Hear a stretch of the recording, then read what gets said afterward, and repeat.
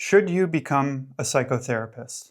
I hope this video will give you just about everything you need to reflect upon that question for yourself.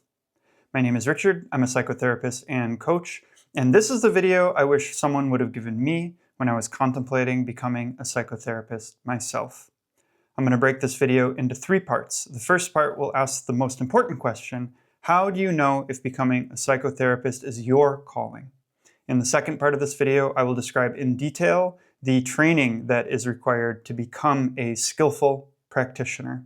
And then in the third part of the video, I will ask the question, should you become licensed or should you pursue a non-licensed coaching track? If you are not interested in becoming a therapist yourself, but are instead a client of therapy, this video may still be very valuable for you because I am going to remove the professional veil and be very straightforward and blunt about what becoming a psychotherapist or coach really looks like. Let's start with the question, how do you know if psychotherapy is your calling? I believe that psychotherapy is very different from many other professions. I think of James Hollis and his idea of having a vocation.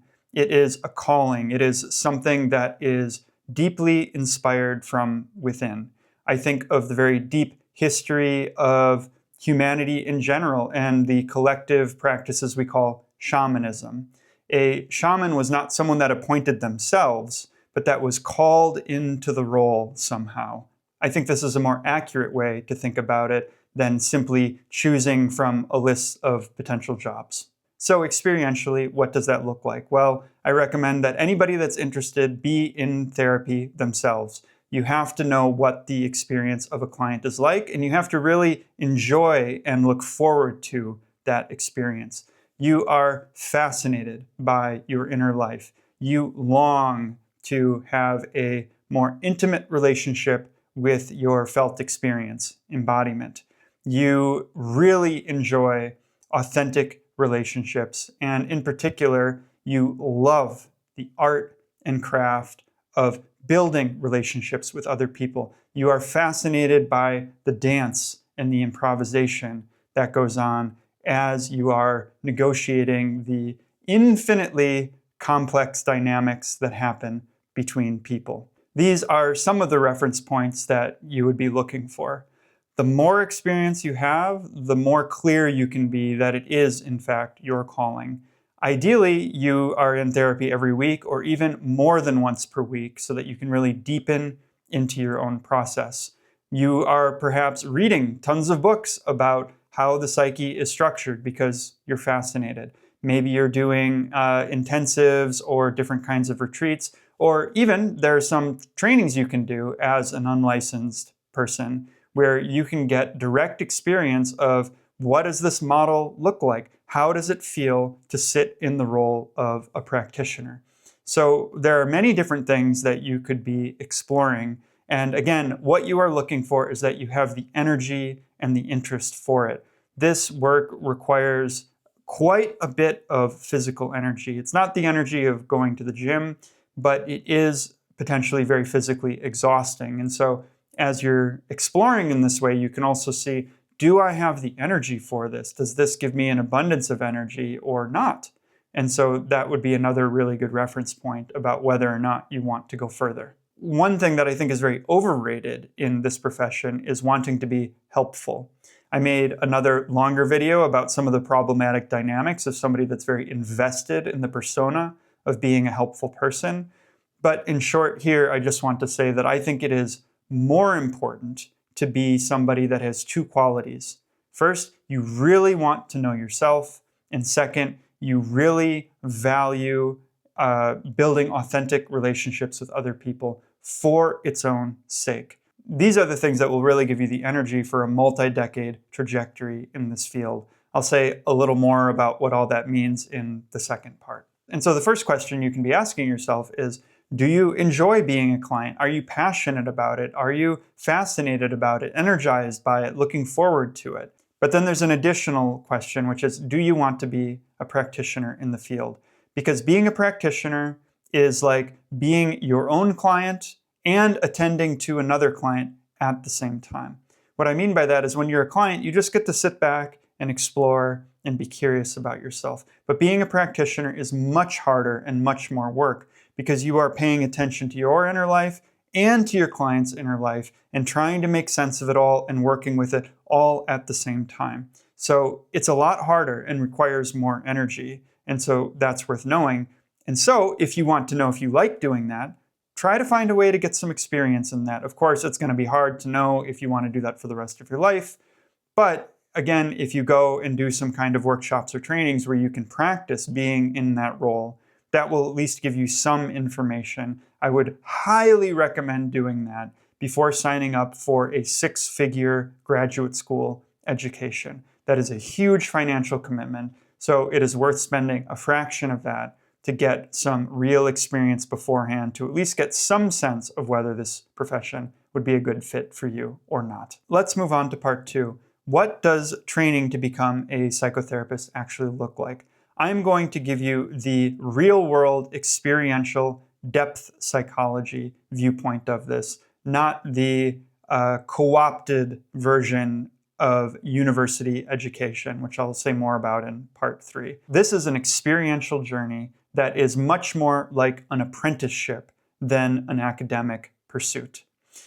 Freud and Jung, who began the modern versions of what we now call psychotherapy, worked in an apprenticeship model. Think of this first and foremost as an experiential apprenticeship, and this has 4 key pillars to it that are all related. I'm going to list them in order of importance. The first and most important pillar is your own personal work, which I was talking about in part 1. When it comes to being a practitioner, you cannot help somebody else with something you yourself are unconscious of in yourself. The whole foundation of the work is you knowing yourself in all of your different manifestations. You know how to track your own body, for example. You know how to work with your own dreams. You know how to tolerate different kinds of confusion, ambiguity, and sometimes very extreme emotional states in someone else. So you both have a capacity that you are building to do that within yourself. And again, it's something you actually enjoy doing. So that's the most important piece, is doing your own personal work. This is extremely undervalued in the mainstream. You can become a licensed therapist today without having 1 hour as a client under your belt, which is completely insane. Ideally, you are in therapy for hundreds of hours because it really takes a lot of time to do really deep work. Okay, that's pillar number 1. Pillar number 2, and related to pillar number 3, is you are working with people and gaining experience. That's number 2. And number 3 is that you are getting consultation or supervision with a senior practitioner at the same time. When you first start in this work, you're not going to know what you're doing. You're going to be a complete imposter like everybody else. You're going to sit with the client. You're going to be maybe even terrified. Oh my gosh, I have no idea what to say to this person. Why is this person even talking to me? It's ridiculous. They're paying me for anything right now. These are all normal thoughts. But then you go to your consultant and you say, hey, I'm lost, and this is what happened in this case. And then they say, okay, notice this, track what's happening in your body. This framework would be helpful here, etc. And slowly, as an apprenticeship, you start to learn how to work with people in real time. So those are the second and third pillars, gaining experience under wise guidance. The fourth pillar is the intellectual framework side. This is the least important. I subscribe to the idea in yoga that says 99% practice, 1% theory. I think this is right for the world of therapy and coaching as well. But you need some intellectual framework, and you need a good set of intellectual frameworks. So I don't want to underrepresent it, but also experience is still the most important. I hope that makes sense. So you are training somehow intellectually, and you are not going to get good intellectual frameworks at the university. The vast majority of universities do not know anything about the structure of the psyche from a subjective perspective. So this training is something that you get elsewhere. And that's another important thing that I guess I'll just mention right now, is that the real training happens outside of the university. So you will go to different kinds of training programs or institutes for experiential learning. I'll just list a few right now that I think are, for the most part, pretty good places to go and do some training. Somatic experiencing, which I've trained in. Hakomi, which I've done some training in. Sensory motor therapy, internal family systems therapy. There's a whole bunch of stuff like this, and they all have different emphases. One might be more about trauma, another about more holistic practice, another about parts work, etc. And all of these things are important. I would recommend doing a variety of trainings, and one alone is not sufficient. And then, of course, there's also the relational psychoanalytic side, which is also very important. And there I would recommend the Stephen Mitchell Relational Center. And you could just go and read some of Stephen Mitchell's books. I think that is a very good starting point for that track. The point is that you are going to be putting all of these things together, all of these 4 pillars, your inner work, outer trainings, working with clients, getting guidance, etc. You're going to be putting all of that together, and that is how you build a holistic, integrated practice over time. So, as you're listening to this, you might want to really check in. Does that sound exciting, or does that sound daunting? Or does it sound daunting in an exciting way? Maybe that's the best response. I don't know. But this is why it's really important to emphasize this is a vocation. This is something that you are entering into as a process for the rest of your life to continue to deepen in over and over and over again. Now, for someone like me, that's fascinating. I get bored quite easily. I really want to keep learning in a very voracious way.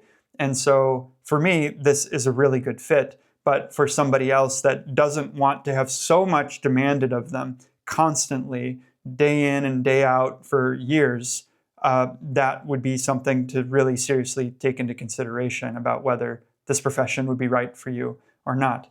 Again, I also want to emphasize, I am sharing with you the depth psychology perspective. Unfortunately, the majority of this field today, therapists, coaches, whatever, operate on a very superficial level. And I won't get into all of this here. You can see my other videos about this. But basically, I think this is the wrong approach. And it's not helpful to people. And the mind is not just something to be attended to by a technician.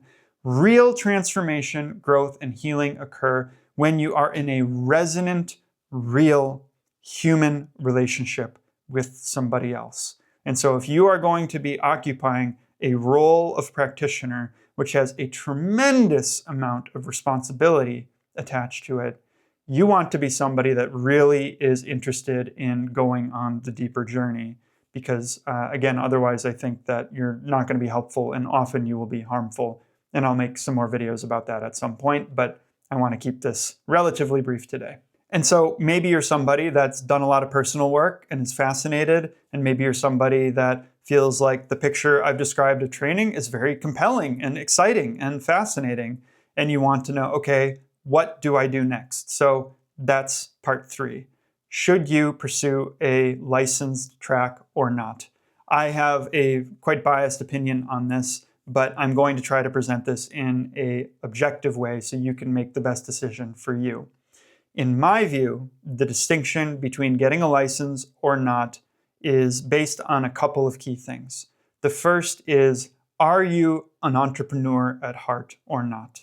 If you're not an entrepreneur at heart, then it probably is better to go the licensing route, because you will be kind of fed into a system which will give you clients and a framework to work in without having to build it all yourself. You'll get internships at school, and then you'll go and work at a clinic and do your hours and eventually get licensed, and you can bill insurance companies, etc. So if you really are not an entrepreneur, then this is a way to more or less guarantee that you will have steady work, even if it's not particularly well paid, and even if it costs a lot of money to get into that system, which I'll mention in a moment. Another reason why you might want to do that is you really are interested in billing insurance companies or working with Medicaid or something like that. You need a license to do that. So that would be, of course, a consideration. Another important consideration is that if you are someone that does not feel comfortable painting outside of the lines, if you would not feel comfortable working as a coach, for example, if you really want to have that stamp of approval, that acronym after your name, if looking good on paper is really important to you, then that would be another reason that you would want to pursue a full license as some kind of therapist. That said, it's also important to name some significant drawbacks to going the licensing route. But first, you might have the question, how can I be a therapist and not be licensed at the same time? Isn't that illegal? And yes, it is illegal if you present yourself as a psychotherapist that does diagnoses and does mental health treatment. Then yes, that is actually illegal. However, you might be somebody like me that actually doesn't believe in the diagnostic system at all and thinks it is a sham for the most part. You might be somebody that doesn't even think of personal growth in the mental health model to begin with. And so if that is more your personality, and if you are going to present yourself in a way that is not like a medical professional, then you do not need a license. What I wish somebody would have told me when I was starting out was that there are many people that do Hakomi or somatic experiencing, for example, that have never been licensed. And I'm going to tell you something that seems kind of wild, but I have worked with dozens of different therapists in my life. And the best people I've ever worked with have always been unlicensed. So there is nothing about having a license that guarantees anything in terms of skill, and I'll make another whole video about that because that's really important. But the point is that the license gives you some credibility on paper. You can put your profile on a website like Psychology Today, you can get clients, etc. Everything's very above board in that way if you want to go that route, but you don't have to go that route. And many people that are extremely skilled at what they do not go that route. So this is really important to know. So let's take up the question of why you might not want to go and pursue a professional license. For me, the biggest factor here is financial. When you go to graduate school, you are signing up for a minimum of 5 years of either unemployment or underemployment. Now, it depends on where your starting line is, but if you are somebody that is already making decent money or even good money, for example, multiply that by 5 years and you'll have a sense of just how much of an opportunity cost there's going to be for you to go to graduate school. You also, of course, have to remember that there are loans involved, in many cases, gargantuan loans. And unless you're able to work a job and go to grad school and do 3 days of internship per week at the same time, you will be unemployed and will be taking out loans for the duration of your degree. And then after you graduate, you are going to be employed, but probably very underemployed. And what I mean by that, I'll just use an example from my own life. I went to Columbia University, total waste of time. Academics were garbage. I wish I would have never done it, but I did. I had the opportunity to work for a clinic in Midtown Manhattan, and I was offered the salary of $25,000 per year to live in Manhattan, working full-time. At least 3 years, you are working in what is called a therapy mill. Therapy mill is a place where you get a small fraction of the money that you are actually producing because you are pre-licensed and need their framework in order to collect enough hours to get licensed. And so they can pay you as little as they want because the demand for those jobs is overwhelming because there are only a small number of funnels that you can go through for both graduate school and getting your license hours. For many, many people, this isn't even possible without a partner or a family that's supporting them or a lot of savings from a previous job or something like that. And again, you have to ask yourself, what is the opportunity cost? The alternative is that you just start working with people in whatever capacity you can right now.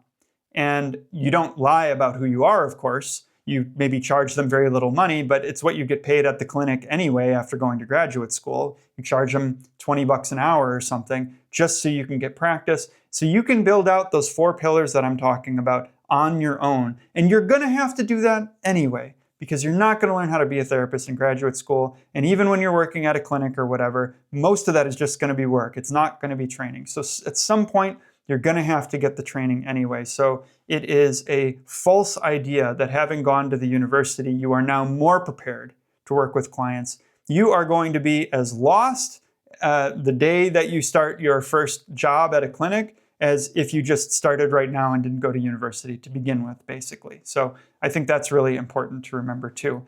But again, the key difference is, are you an entrepreneur or not? If you want to pay the really high cost of going through this kind of funnel pyramid scheme thing, then maybe it's worth it for you. If you're okay having maybe 6 figures of loans for 5, 10, 20 years, then maybe it's okay. So I can't make those decisions for you, but I do have to say that there is a significant distortion that happens in the marketing materials from these universities. Go to this great school and you'll get this great job and whatever. And it's just not true. And ultimately, anybody that really wants to make any money in this profession works for themselves eventually anyway. So really the question is just, what pathway do you want to take to work for yourself eventually? And so just to step back and compare these two pathways, the non-licensed pathway has a higher cost in terms of the amount of energy it will take to build your own training and business. The licensing university track will have a much higher cost financially, but will plug you into a system that is, at least in the beginning, easier to enter. So that seems to me like basically the key distinctions between these two tracks. For me, the most important thing is just to remember that healing is innate to human beings. It is not just the purview of a medical model that co-opted human relationships relatively recently in human history. For many millennia, humans attended to one another without any government bureaucracy giving them the stamp of approval first. Even if you just compare it to something like parenting, there's so many bad parents in the world. You don't need a license to become a parent. Parents damage their children a lot more than most therapists do. So my point is simply that there's nothing special about having a license. What is special is having a calling within you to do this work. That is much more important than whether or not you get a license. There are many people that have gone the licensing route that have done little to no personal work their entire lives and are not good at their jobs and are not helpful. And there are many people that are unlicensed that are brilliant at what they do. So I just want to be really clear that whatever you do, the first and most important thing is, do you have this calling? And then the second question is, how do you attend to your calling in the way that will work best for you in your life and your personality? My beef with my profession is that from a social justice lens, it really filters out a lot of people that would otherwise be good at the job, especially people that maybe have never even gone to get an undergraduate degree. Those people are looking at 10 years from start to full license. So this is a huge barrier to entry for people that may be very gifted at the art and craft of doing this work. So part of the purpose of this channel is to call in people from any walk of life that are really fascinated and passionate by personal growth, regardless of whether they have that stamp from the government bureaucracy or not. That is just not very relevant. Again, I'll make a whole other video about arguing for exactly why it's not relevant, but I don't want to get too off of track here. So I just want to summarize. If you are fascinated by your inner life, if you are nourished and deeply satisfied by the building of authentic relationships with other people, if you are ravenous for this domain of experience, if you long to feel more connection at a felt level in an embodied way with your inner life, all of these are good signs that there is some kind of calling to be attended to. And really the question is just, how are you going to go about following that calling? And give yourself time to. I made the mistake of rushing in too quickly, and that was actually a big opportunity cost for me, because if I would have waited just a year or two, I would have discovered that there were other trainings that I would have much rather spent my time doing. I didn't really need a license for anything. Ultimately, I have like one person that uses insurance sometimes. but it doesn't even work most of the time with insurance companies. The whole thing is a mess. Like the point is that like I vastly overestimated the value of having an extremely expensive license that I hardly ever use in any practical way at all at this point. So that might not be true for you. Your track might be very different, but I'm just speaking from my own experience. I wish I would have had more guidance and just really listening to where my inspiration was, because I wasted a lot of energy doing things I didn't even need to do. And I would have loved to have had that $200,000 for my own training, my own psychoanalysis, whatever. That would have been much better spent than at the university, like times a million. If I would have taken the money that I spent on graduate school and the lost wages of either unemployment or underemployment, that money would have been enough probably to set me up completely for retirement if I would have just set it aside and invested it. So this is a huge opportunity cost. Like, do you want a house or a license? Or do you want a retirement or a license? That is the order of magnitude of what you are going to be investing in order to get that license. So really, I would encourage you to just step back and be very pragmatic and say, where is my calling leading me? What kind of business might I want to build around this? Of course, you'll have to learn over time, and then how do I want to organize this pragmatically? Maybe it's a license track. Maybe it's not a licensed track. Whether you agree with all of the points that I'm making here or not, I do hope that this video is giving you something to chew on and reflect upon around the question of whether or not you should become a psychotherapist or coach. Thanks for listening.